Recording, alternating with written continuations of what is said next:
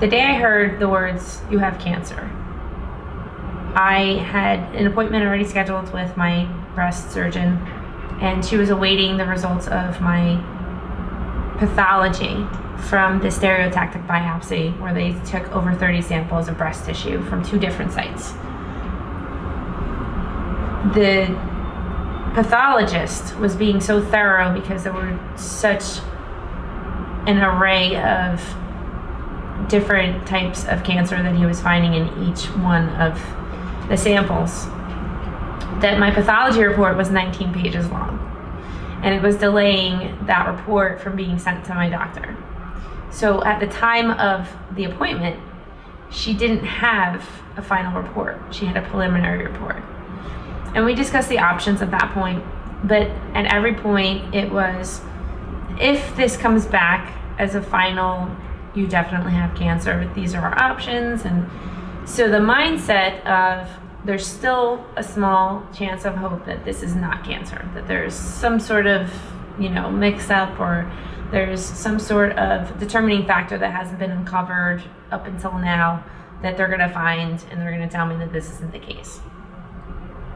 So I was very optimistic and welcoming to everything that she said. I was able to listen to it all, and very focused, and not clouded by any type of negative emotion. And then I went to work, and then she called me that afternoon with the final report, which confirmed, in fact, that there were 2 different types of cancer in the cells that they had chosen to biopsy.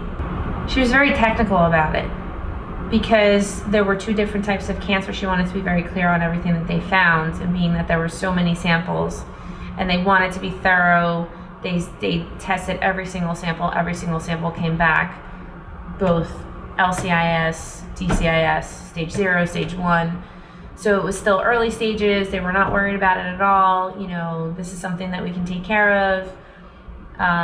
Reassuring, and all of the options that we spoke about earlier are still available. So the good thing was that because I wasn't in an emotional state, when I had all those options explained to me, I pretty much was able to retain those and not have them clouded by, raising thoughts of anxiety or being upset or anything like that.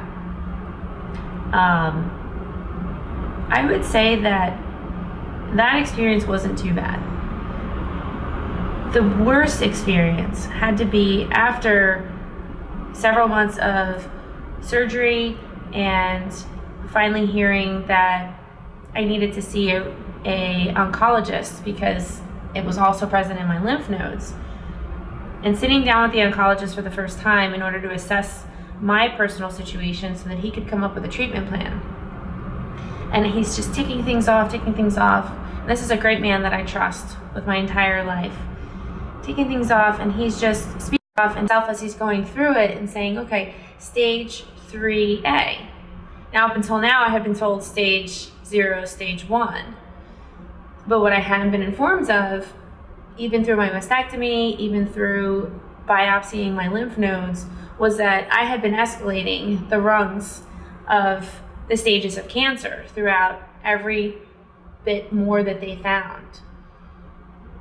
And so that's when it finally hit me in that moment, that this was something serious that really needed to be taken care of immediately. At least that's how I felt.